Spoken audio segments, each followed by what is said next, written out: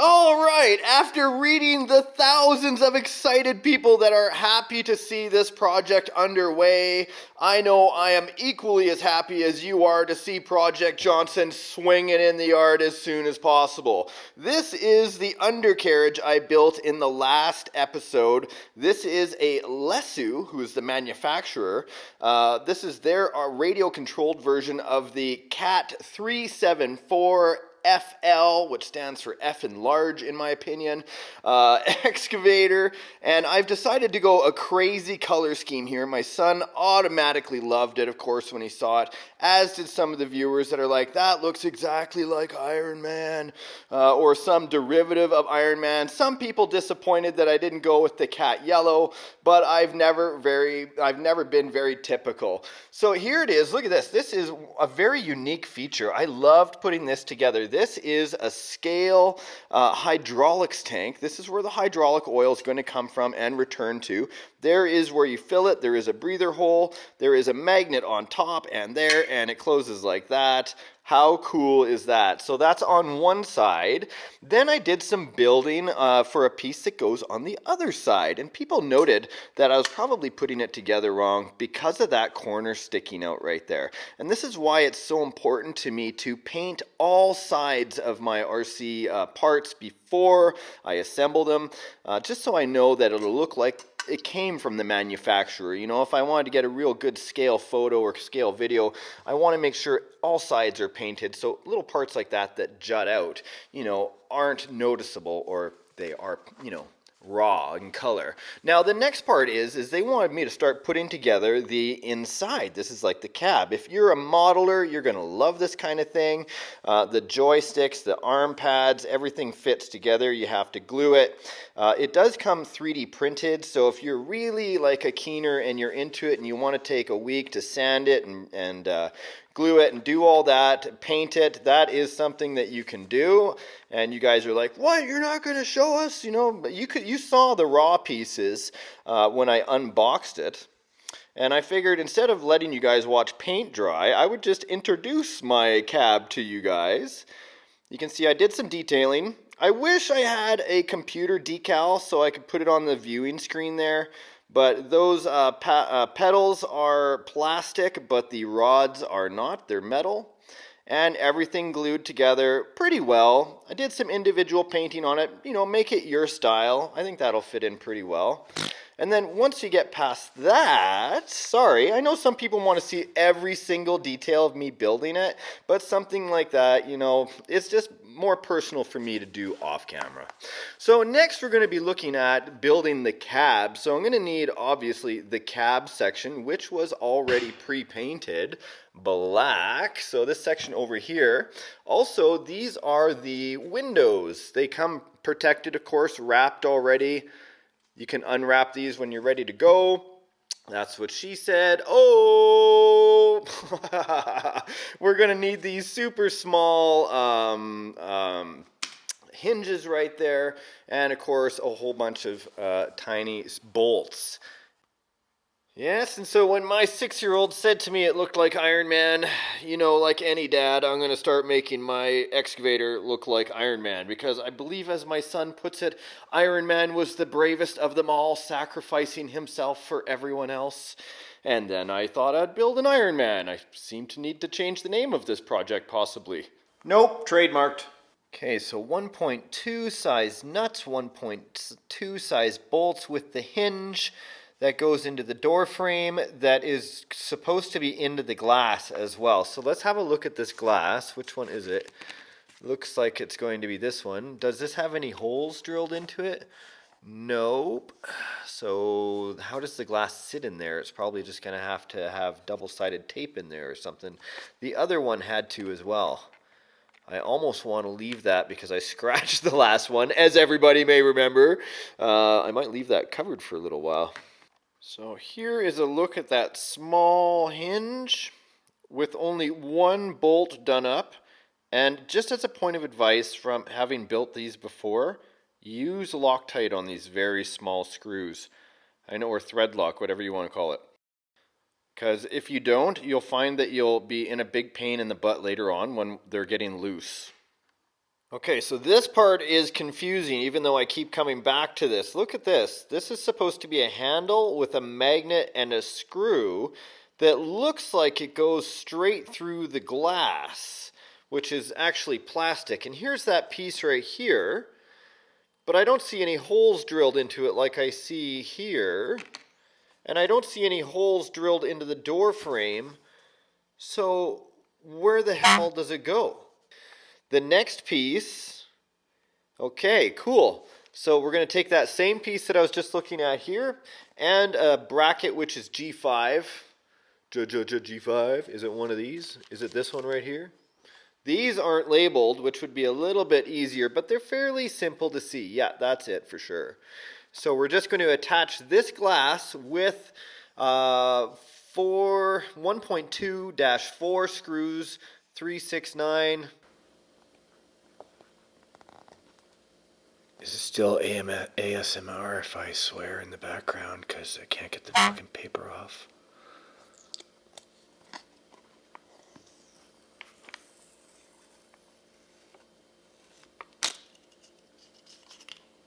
Nope, there is only 8. And speaking of superheroes, post up in the comment section now what your favorite superhero is. Like if you got an actor that played a superhero in a movie, post up who the actor is and what they played. And because I know they're going to have like lots of upclicks, right? You're probably going to post like Val Kilmer as Batman was the best ever. I can't even get past that because I know that's bullshit. What the fuck did you say about Val Kilmer? He's like the best actor ever. And I would agree that in Tombstone and in a few of them, he was pretty damn good. You can't forget about Top Gun, man. It was like the best movie of its time. So here comes this very unique piece that I painted, this gold color. You guys might recognize this color from another build that I've done recently. But I think this will actually go along with the brass very nicely. I hope it does. We'll see. This is an insert that goes into the cab right there. Once that piece is glued in, then it's time to move on to this other piece of glass. You'll frig this up because you'll have glue on your fingers, no doubt, from this piece right here. And then you're supposed to stick it into there. Sandwich it in between the frame of the front and that back frame right here with this handle that I have pre-painted. To sandwich it together, we're going to be using these longer M26s. Look at all the bolts to hold just those in place. Nice, all hand turned as well. People say, why don't you use a electric device to help you get through this? And I gotta say that doing it by hand is just as good, if not better. And another 10 minutes passed by. Whoa! Next step. Nice. So now we get to attach this door to the cab, right like that. Nice. So I know some of you will be questioning my color choice right now, going, ugh, who puked on your excavator? And have faith, my friends. I think it's going to turn out pretty awesome. Look at that. The glass went in good. I didn't put the glass in on this side or on the door yet or back here. I want to get the proper clear tape, double-sided tape, so it'll have a nice inset there. I'm pretty sure if I use any CA glue, what's going to happen is it'll just smoke out that plastic. So I can go ahead and take my interior and slowly put it over like that. Hello, welcome. So it's going to look like that. And for the bottom of the cab, I'm going to need this plate. This is actually what's going to be attaching to the whole turntable. 8 little screws go in to mount this bottom plate to the 3D printed inside cab. Then the final mirror assembly. And that gets hung off the cab so we can see what's going on behind them. Yeah, the book says glue in those windows, but I don't know. All right, next step. So we're going to be building the hatch. Now, I'm going to need this little stack, this safety bar, And finally, this hatch cover, which needs a magnet, as you can see, and a couple of hinges. But I already attached it, and the stack, and the hand railing to the top portion right there, because I know we'd all like to see this move along. So I did a little bit of that off camera. Yes, I know it looks kind of silly, but at the same time, I can easily see the hatch. I know exactly where it's at, and everyone can feel safer on the mine site, so we don't have a safety inspector back on YouTube Gold. Next page. Okay, more doors and hinges. Man, this makes for some exciting viewing, I'll tell you that much.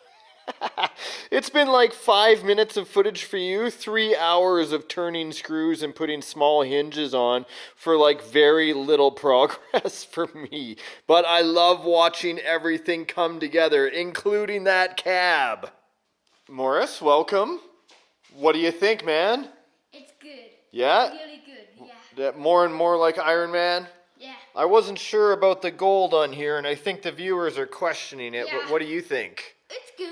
Like, it wouldn't be Iron Man if you got away the black and the gray. Then it would look like Iron Man way more. Even more, hey? Yeah. Well, I can't have it look too much like Iron Man, because I called it Project Johnson. Hey, give me a big smile. Me and Mom just had cookies. Nice! And so here is the result. Each one of these doors has 2, 4, 6, 7 screws, 6 nuts each, and there are 3 doors. So each door has an inner magnet, and they all have these hinges. Now that's just to attach them on one side. I still have to do the other side, but thankfully we get to move on to the carriage, where everything is going to set up and be on. So black is what I chose here. You can see with the cab over here, everything I think is going to come together and look pretty darn cool. What's the first thing that we have to do? Okay, so these brackets, 1, 2, one is going to go here, and then the other one goes right on top of it, but angled forward, so the L bracket goes forward. And then the tiniest screwdriver, this actually comes with the kit, to put the opposite polarity magnet for the door right there. Giant crane lifts the carriage, turns it around, and then I'm going to install 2 more magnets, one on either side. Now here is one of the LED lights. I just put it together, the LED light goes in behind, and it's got a small hole that actually gets screwed into the chassis right there, and it's a protected light through the grille. Nice! Now monster fan number 1, and I'm going to need the M320s. I'll need 4 of those and the nuts, and we'll put it in the first bay right here. Here we go. Perfect.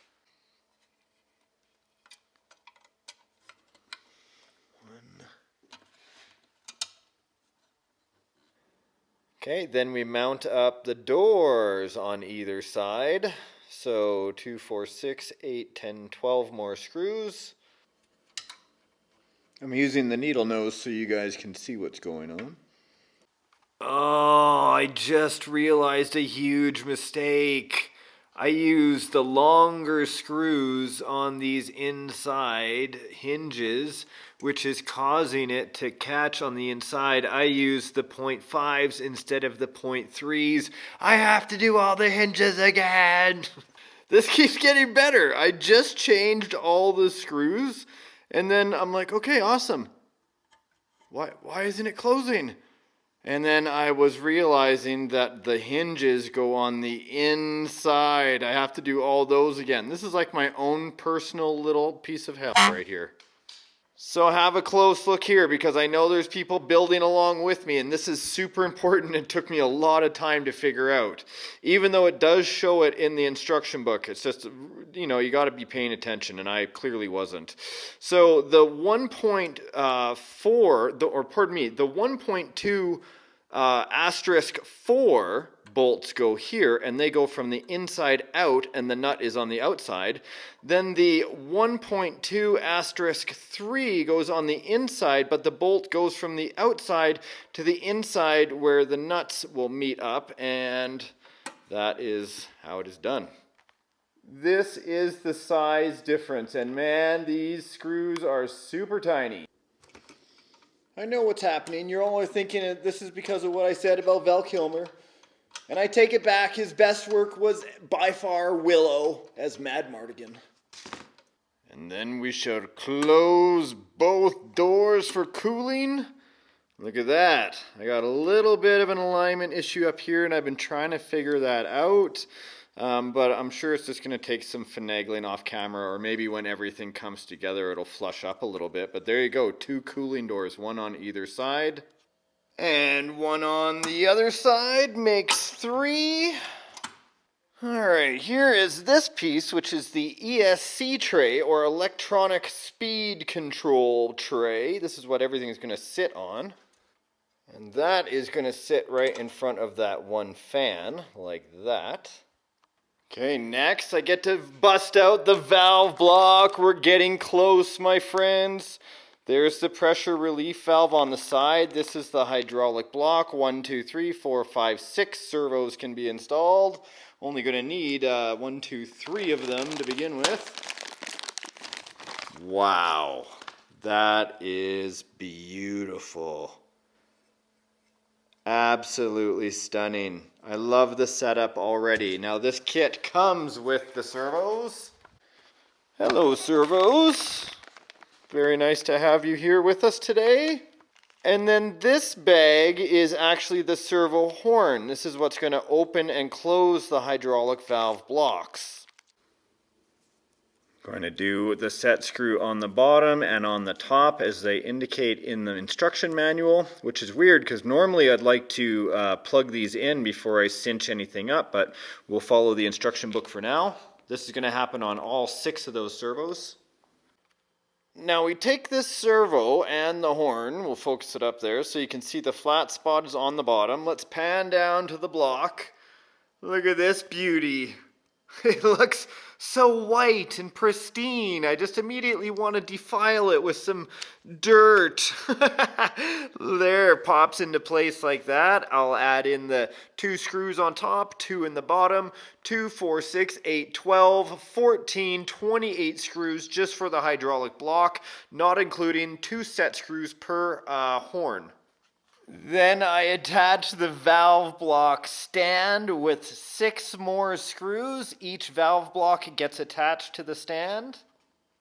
Now again, if you are building along, pay attention in the instruction book because it shows you switching out that straight fitting that came with the block to this 90-degree M5 angle fitting for the hydraulic tube.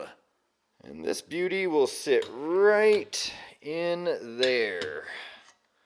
Do the holes line up? How come my holes aren't lining up? Uh-oh, did I do this backwards somehow? Oh, I have the plate on backwards. Dang it, I gotta undo all 6 screws again. Aha, quick flip around and now those holes line up perfectly. You must be wondering, why would you have all these extra hydraulic blocks in here if you only need, to curl the bucket and to move the mast and the boom, really. And that's if you want to have different hydraulic options, right? I noticed this end one right here sure bumps into this ESC holder there. You couldn't really get any lines on this final one, so you'd probably have to cut this down somehow. I may do that before I actually put that in, but I don't know why you'd have to cut it. I don't have any accessories to put on there right now, so I don't know. We'll see how it goes. So now they're calling for the hydraulic pump and this small bar right here, and this bar is this one. So let's take this out, take out the pump and have a look at it. Where does this bar get attached? Right below the pressure indicator. Okay. Whoa. There is my pump and motor with that pipe attached to it now. There's the pressure indicator. Aha, I'm glad I didn't cinch that down yet because that lower fitting is supposed to come out and that's where that brass pipe gets put in. As I start putting this together, I'm getting the feeling that I'm not going to want to cinch any of this down inside the chassis until I get all those hydraulic hoses run properly. But here you can see it cinched up. I just want to make a comment. I've said this before in the last one, but if you're using hydraulic fittings, I use a Loctite 545 thread sealant to help prevent any leaks. And now enter in this little doodad. This is actually, look at this, the size of the palm of my hand. This is actually a hydraulic oil cooler, my friends. This is the second fan that we'll be installing.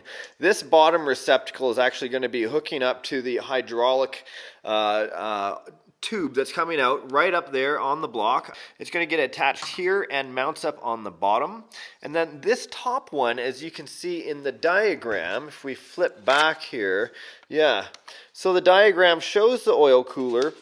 The bottom tube goes to the block, then the block in the brass tube hooks up to the pump. Then the pump is going to have one that comes off the side and into the upside down hydraulic oil tank. And then the tank is going to have the one that goes back to the oil cooler. So this is, as long as you can understand what you're looking at, it's pretty simple. I'll just start getting to it.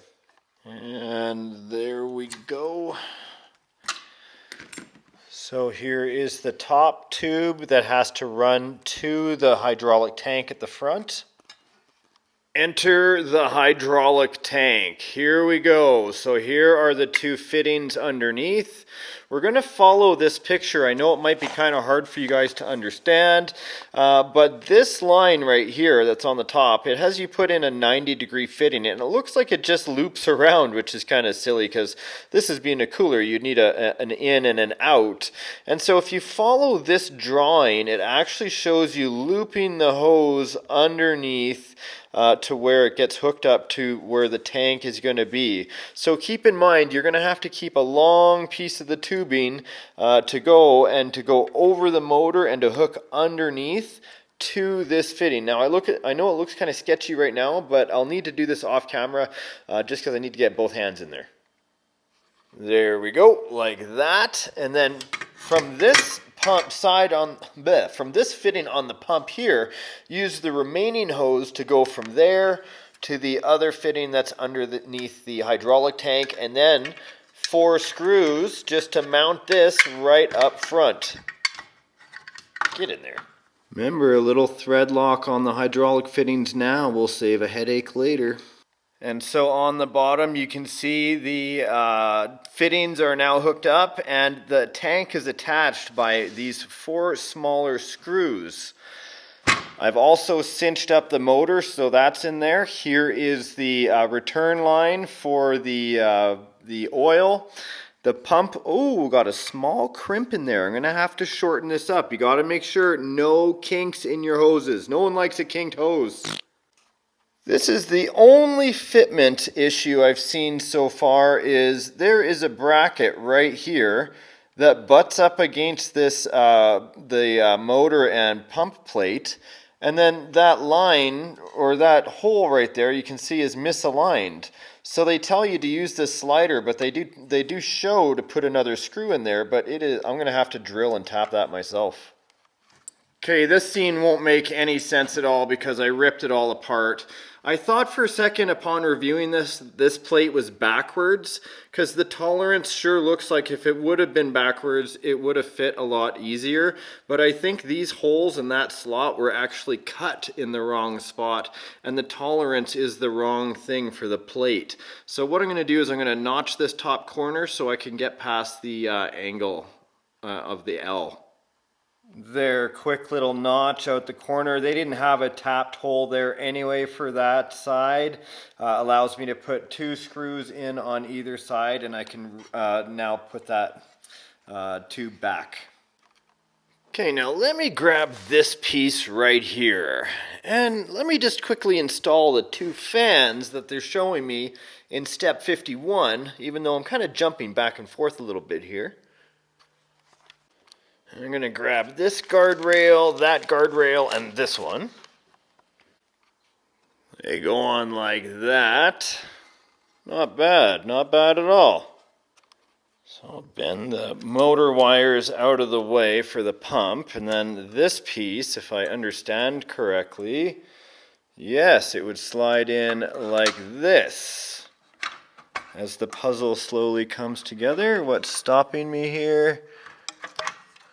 Gonna look, see what it is. I need 2 hands for this again.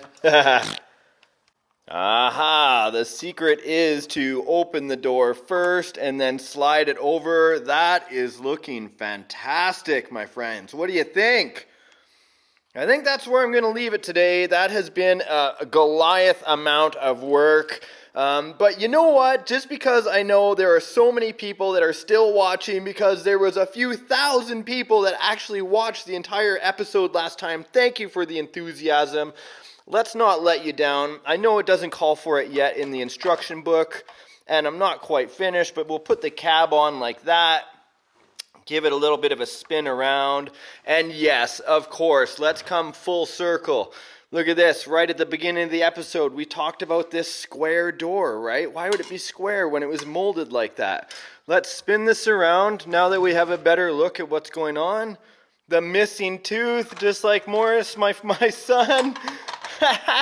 There, it gets put in. I'm sure I'll be able to flush that up, of course, and really make that look the way it's supposed to as soon as I get it cinched down with the screws. Look at this. I would love to tease you with this. Dun dun dun dun dun dun dun dun dun dun dun dun. No, I'm not doing it. No, next episode we're going to be working on the hydraulics. We're going to be working on the electronics. We're going to get all these hoses in. We're going to install the boom and the rams. I'm going to tease you with this. We all were wondering about this gold piece, and of course I painted the rams. And you guys, look at this. You guys will be like, you barely painted the rams. They were brass before, but now they look absolutely fantastic. So I think on the boom and the mast itself, they're going to look great. Guys, thank you so much for all the support and helping this show continue on after all this time. There it is. We'll see you in the next episode of RC Adventures. So get outside, enjoy RC, or if you're like me, stay inside and build one. It's all amazing. See you guys.